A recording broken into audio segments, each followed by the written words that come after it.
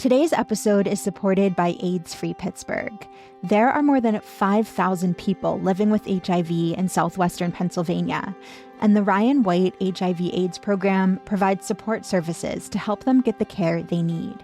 That includes assistance with things like healthcare, medications, housing, transportation, food, and treatment for substance use disorders. Visit aidsfreepittsburgh.org to learn more.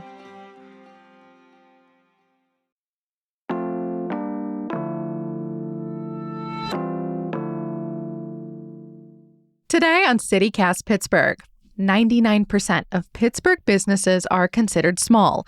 Fewer employees, fewer resources, and some of these spots make a third or more of their revenue for the whole year just during the holidays.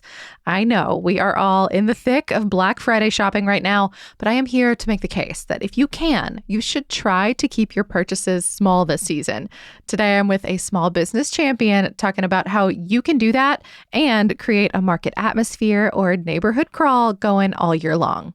And stick around after the show to learn about AIDS-Free Pittsburgh and all the great work that they've been doing to reduce the rates of new cases in our community over the last 10 years.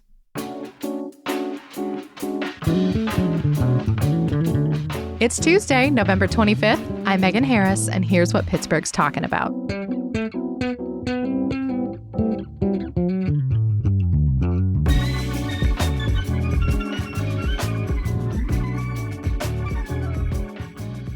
I'm with Rachel Rennebeck, co-owner of Ya Jagoff Media, Chief Jag, I think, co-host of Ya Jagoff podcast. I like that. I mean, as I say all the time, because John had the podcast before me, I always say I'm Ya and he's Jagoff. That way, if anything really ends up unraveling, I get to keep the Ya and I can kind of tag along with anybody.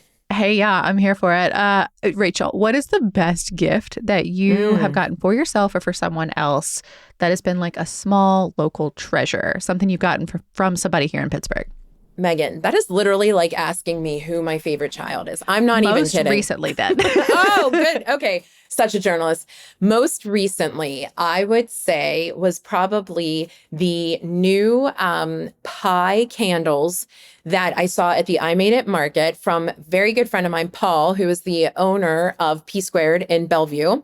Yeah. P Squared Scents. Oh my gosh, they're now doing all these like collaborations with like come in with a wine partner or come in with a food partner and make your own candle. But this time they are doing like full blown like cheesecakes and pies that are candles. And they smell, when I tell you they smell just like it, like you're hungry. I'm not kidding. I feel like you're selling it. Yeah, yes. Absolutely. Yeah. You spend a little bit more, but the intricacies that go into it, it was like actual graham cracker that you could see that he emulated and things of that nature. It was fantastic. I feel like just the passion with which you're talking about this is like kind of the point of shopping small and shopping local. Like we do get more excited about it because we know these people, we can see their space, and we also often can see the evolution of their business, right? Like we can follow along and feel involved in it. I mean, when you talk to somebody about why they should maybe not rely on Amazon Prime for everything and get more involved in the community, why do you emphasize shopping small and shopping local? You hit the nail on the head as you were asking the question. I think that people exude the authenticity of their small business the more you know about them. You know, and that's really the operations behind it, is to create the awareness. What makes me want to go back to P Squared? Well, yeah, there's a lot of different candle places and there's a lot that I support, but I continuously go back there because I know the story. They started as a small vendor. They made it into the I Made It Market realm. The hustle, the grind, the constant hitting the pavement and wanting to do better and grow is the story behind it. They want to be in their community. You know, if somebody says, oh, I'm just in it to make money, you're sort of turned off. But if you know that there are people who are actually living some kind of story or journey, it entices you to want to know more. But you're still cheerleading them to, in fact, make the money. Like it's both and. It's both. That's exactly right. I mean, to be honest, do you know anybody that comes out and says, well, I just want to make this money? Because who doesn't want to make money?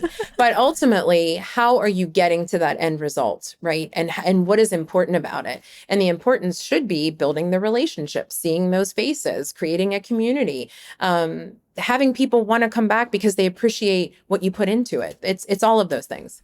Yeah, and not just what they put into it, but also like when we give to them, it just it comes back so much. Like I was looking at this stat from the American Independent Business Alliance that said like every, I think $100 spent locally recirculates 2 to 3 times in a regional economy, like as opposed to shopping from like a big box store or something like that. Rachel, we even took this question to like a few folks like in our network that, you know, have small businesses. This is from Gianfranco DiPietro at Goat Feathers Boutique in Oakmont. He said having a small business is like the real American dream because when profits stay local, it increases the community's wealth, the tax revenue, the standard of living. So when you buy from someone like him, a mom and pop, you are not helping a CEO buy a third vacation home. Bingo. That's exactly right. And you're continuing to get people to come in. That's what it's all about. How do you get that repeat business? Because we have to do our share longer than just November. That's the biggest point, right? It's great that it's Entrepreneurship Month. It's great that it's Small Business Month, but how do we continue to support and patron these people on the time on a February day when it's cold and nobody wants to do anything? And I feel like that piece of it, you know, like this time of year gets a lot of attention and rightly so, you know, like those stats bear out for a reason. Folks are making up to 1/3 of their income this time of year for the entire year. But I feel like some of this period is also just about exposure, like especially our market culture, because hopefully you see them out somewhere and then you go back in April or August. Actually, to that point, there's another maker friend of ours, Laura Gavin. She co-owns Mars Design Studio. She's also the daughter of our wonderful trivia master, Kevin Gavin. She works a little bit north of the city, and she and her partner make these beautiful cutting boards. They're vibrant, they're sustainable, and she's hooked into the Pittsburgh market circuit. And it's been so great because once someone finds her at a booth, she says they're much more likely to then shop online or come by her store. And also, Rachel, she calls every purchase a celebration of creativity and an investment in your neighbors. And I just love that. I think keeping that in mind, like the circular nature of all of this is just so important. Exactly. If you have a good experience, you're going to repeat that. And, you know, one of the things that we recognized earlier this year when we were entering, you know, getting prepared for the holiday season, our podcasts are typically very structured, you know, every Friday night, that kind of thing. And we miss the days of being on site at various places because we feel like the locations. That's when I met you, is when you were at, I think you were at one of the golf. Now. That's it. You were at one of the golf places in the Strip District. It was a blast. It was so much fun. And so every once in a while we do these off-site things. And we did that the entire month of October. We pre-recorded for November and we focused on a small business in Market Square because as we know, Market Square is certainly, you know, they're struggling. I'm People shaking my head. Yeah. I mean, it's just so much construction. It's another thing that is going to be beautiful, hopefully in time for that NFL draft, but it comes at a cost because normally we would have our holiday market there in the middle of Market Square and it's down the street this year. Not a big deal for consumers that want to come there, but for the businesses along that drive, that is huge. That is foot traffic they will not have. You got it. And it feels like, you know, for them, I'm not even a business down there, but it feels like for them that it's never ending. You're exactly hitting it, right? In a year when things are going well, great. But for right now, when you're a small business, sometimes that also means paycheck to paycheck or not being able to save for whatever the next thing was. Or what if an emergency happens and you're unsure, you don't have that sort of kitty to rely on because business is down. And so we went to Pizziola Primo for 3 Wednesdays to record. It was magnificent because one, of course I've been there before and their food is fantastic, but two, we got to talk to the people who make up Pizziola Primo, right? We could have talked to the owner, the proprietor, but instead we talked to the person who is the pizza maker and we talked to the person who is the pasta maker and we talked to the person who puts the whole cheese, you know, they do an actual cheese well and they talk about mozzarella and how to actually prepare it and things like that.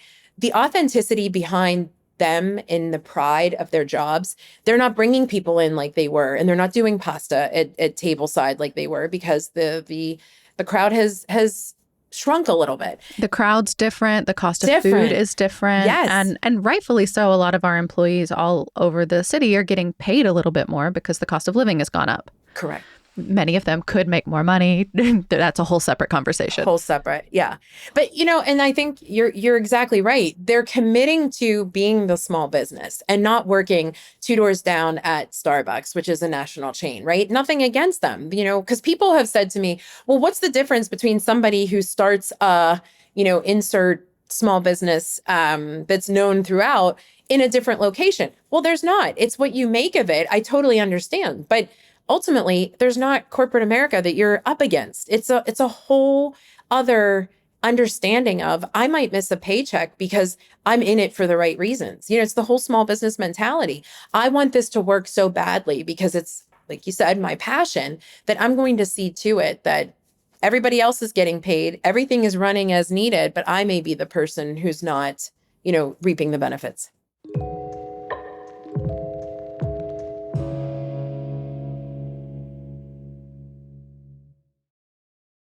When we talk about a small business Saturday or a small business month, yes, it means like storefronts where you can pop in and like grab a unique item, something you can wrap and put under a tree if that's how you celebrate. But also it means restaurants. It means like going in and having a nice meal or a cocktail. Like shopping small means literally a small business. Like and you also touched on something too, like the difference between small and local there too, because I feel like that's something that sometimes we interchange, but they're not exactly the same. They're not the same. And, I think that we start with, from a gifting perspective, I think the idea of gifts have changed. So, as you're saying, restaurants, right? My baby boomer parents cannot stand that my college age students really don't have a list anymore, right? They're not saying, yes. I want the Transformers this or the video game this. Girl, I got saying, a toddler and that's already a thing. Like people, people want a list, and I totally understand that, but that's not how a lot of people experience the world anymore. Correct. And we went through, and it wasn't a phase, we started this craze of experiential things.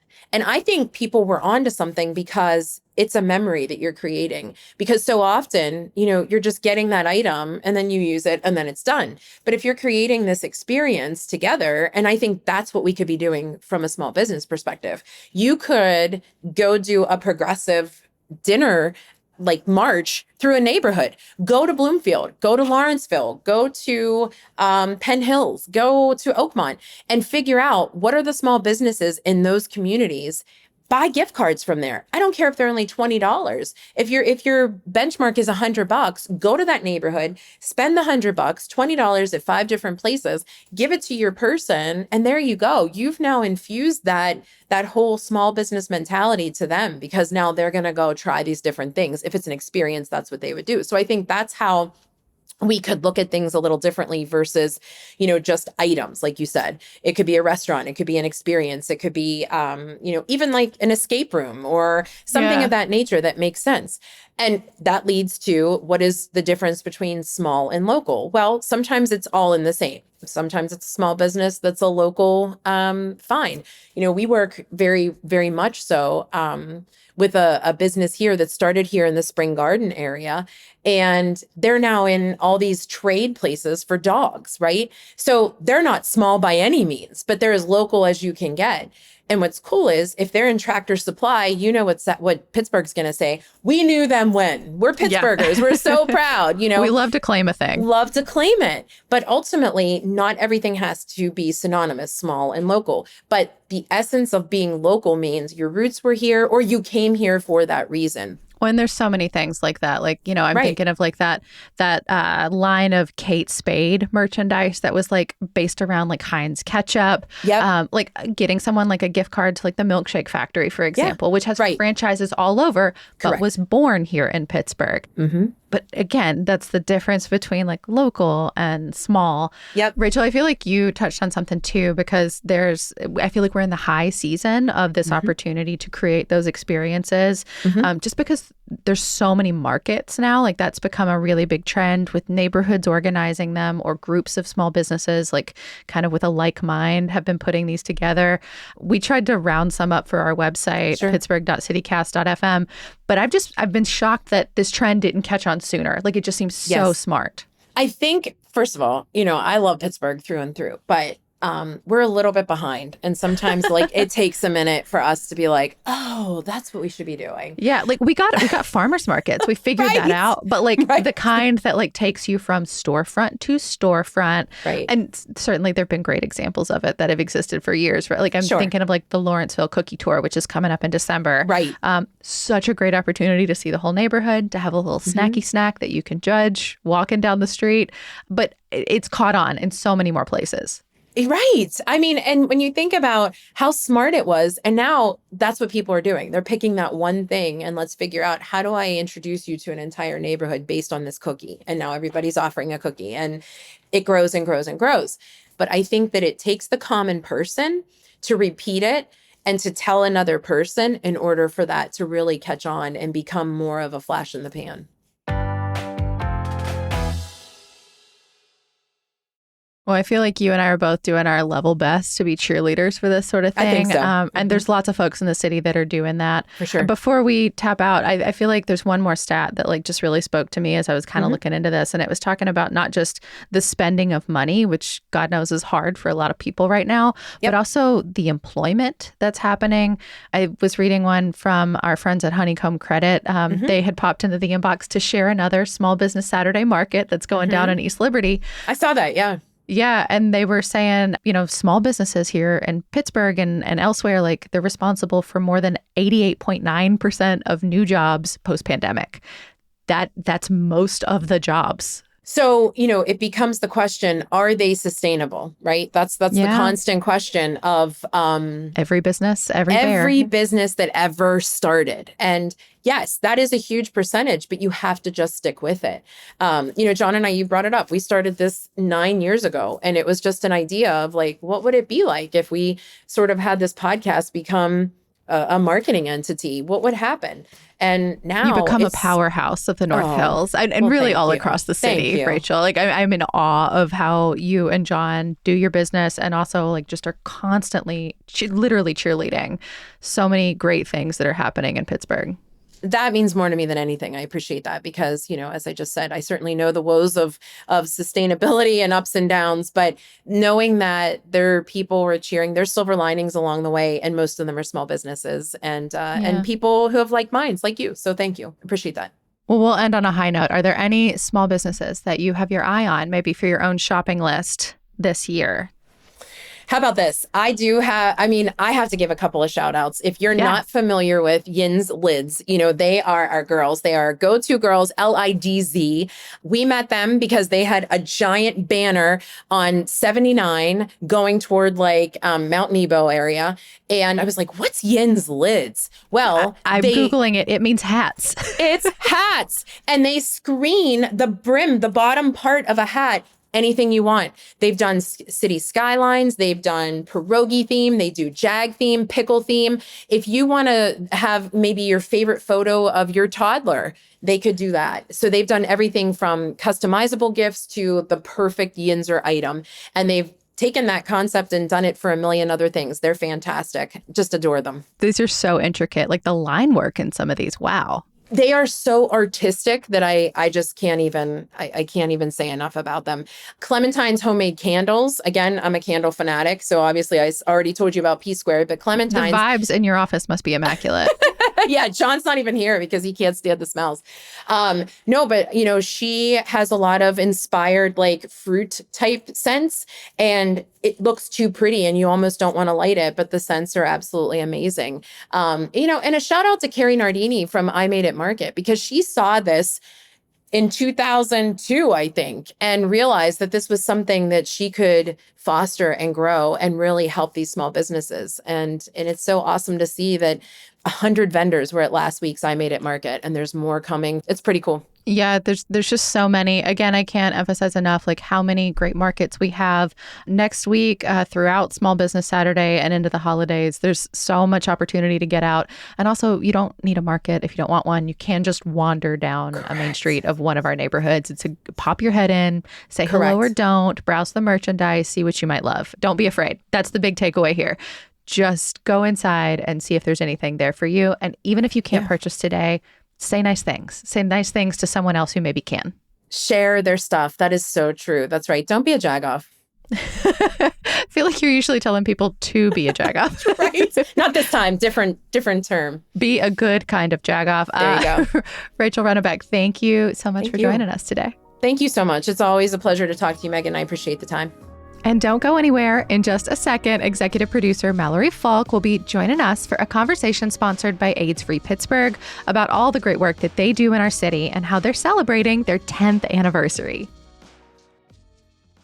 Hey, executive producer Mallory Falk here with Richard Smith, the Chief Relationship Officer and Project Director of AIDS Free Pittsburgh. Hi, Richard. Hi, Mallory. How are you? I'm great. How about you? Doing wonderful. So AIDS Free Pittsburgh is celebrating 10 years. That is a huge milestone. When you think back to that launch back in 2015, what was kind of the original spark that started this whole movement? Yeah, so we got together with a few like-minded individuals in the city, and we saw the success of the San Francisco Getting to Zero project, which really saw a significant drop in new HIV cases. At the time, this was a new concept, and PrEP wasn't even fully accessible, or even many people didn't even know about it. Right, and that's the medication that just dramatically reduces your chances of getting HIV. Right. When we looked at the size of Pittsburgh and what was going on here, we knew that the San Francisco project was happening. We knew there was a project that was happening in all of New York State and Washington State, but nothing that was looking at a mid-sized American Midwest, Rust Belt, East Coast, however you want to describe Pittsburgh. Gonna start a whole debate here. Yeah, I know it's a constant conversation at the bars. Nothing like this was happening in a city of our size and population of our size. So we saw some great opportunity there where we'd be able to start a project like this, not only to better the health of our community, but also with the understanding that we'd probably have some better access to data than most people, since we're dealing with some smaller subset. The way that you operate, AIDS Free Pittsburgh, you bring together hospitals, nonprofits, community groups, and really come up with shared strategies for ending the HIV epidemic. Tell me a little bit more about that collaborative approach. Like, how has working collectively shaped your work and the progress you've been able to make over the past decade? Right. So going back to the 10 years ago, and still to this day, when we came together, the like-minded individuals, like I like to say, we were social workers, doctors, nurses, public health experts, community members. It was really about looking at all of the work that people are doing in their own silos and individually, and how can we create a larger impact if we pulled our resources together. It wasn't about telling each other what to do or what we thought maybe necessarily worked better, but it was more about aligning all of our messaging so that our messages weren't confusing and that the general public could see any one organization's information and know exactly what it was talking about and how to gain access to services, gain access to HIV testing, or if you were HIV positive, how you could access different services available to you. And you have achieved a lot over these past 10 years. What's the thing you would say that you are most proud of that you've been able to achieve in this time? One of our greatest successes in the beginning was being able to increase rapid linkage to care. That means if somebody was HIV positive, we were able to get them into medical care. Our original goal was within, I think we were saying 4 days, 5 days. Really, if you look at the data now, we're getting individuals who are newly linked to care almost immediately, if not less than 12 hours. That was something that was never our intention, because we thought, oh, that's a pie in the sky idea. We would never be able to link someone to medical care that quickly. And we proved ourselves wrong very, very quickly and are very proud of that. Additionally, I think where our project works on a larger level, and when you look at other projects nationally, we made a commitment from very early on when we started doing advertising for the project that if we were going to use live models, if we were going to reference items in the advertising, everything would be local. It would be done by local artists. It would have local community members in it. We would hire people from the community. So the majority of the work that you're looking at is someone that is somehow impacted by HIV, whether they know people who are living with HIV, whether they work in the community, or are people who are living with HIV. So making sure that the work that people or the information people are receiving is actually being provided by people who have lived experience was something I'm very proud about. So no AI at AIDS-Free Pittsburgh. No, I don't know. Maybe in the future, but not right now. No AI. I mean, I'm curious how the conversation about HIV and AIDS has evolved in Pittsburgh over the past decade. How has it changed since you were first starting out? Yeah, I mean, as I said earlier, PrEP wasn't around in the beginning when we were doing this, or it was, I wouldn't say it wasn't around, but it was not widely understood or known about in our city, and was only being used in high incidence areas across the United States. So we're looking at San Francisco, New York, Miami, but certainly not Pittsburgh. And what brought it to our attention was a client had come to us and said, I heard my friends are using this medicine called PrEP. I really want to get prescribed it. I went to the doctor. The doctor told me that that's not medicine for me since I don't have HIV, and wrote me a script that said, requesting assistance, my problem being a gay male. Wow. And we all scratching our heads at that and thought, oh, that can be jarring and very upsetting to a patient that's looking for assistance, and seeing the problem is that you are gay, written out by a medical provider. Now, as time has gone on, I'm sure many of your listeners have probably heard of PrEP, have seen the commercials for PrEP. They show up all the time. So that has been a huge accomplishment and change. The technology when it comes to medicine for HIV has evolved beyond, I think, what any of us thought it could become. So you are marking this big anniversary, 10 years of AIDS-Free Pittsburgh, with an event called A Journey of Remembrance. It's coming up soon here. What can people expect from the event? The event is about reflecting on the success of the project, how many people we've impacted along the way, how many communities we've brought together and are working together. So people can expect a celebration. We're going to be providing full food, full meals to individuals that attend. There will be performances of all shapes and sizes, and then it's going to end with a DJ dance party, as always, because that's just how we do. But it'll be a great time, a celebration for the city, a celebration for the project, and I would highly encourage all to at least stop by. It's the Union Project in Highland Park. It's a wonderful venue, very welcoming, easy to access, and all are welcome. Well, Richard, thank you again for being here and sharing about your work, your organization's work. Again, you can check out aidsfreepittsburgh.org to learn more, including about this upcoming event. We will have a link in our show notes so that you are just a click away. Thank you, Richard. Thank you, Mallory. That is all for today here on CityCast Pittsburgh. You can support the show, keep us doing what we're doing by becoming a CityCast Pittsburgh neighbor. All the details are at membership.citycast.fm. We will be back tomorrow morning with more from around the city. We'll talk to you soon.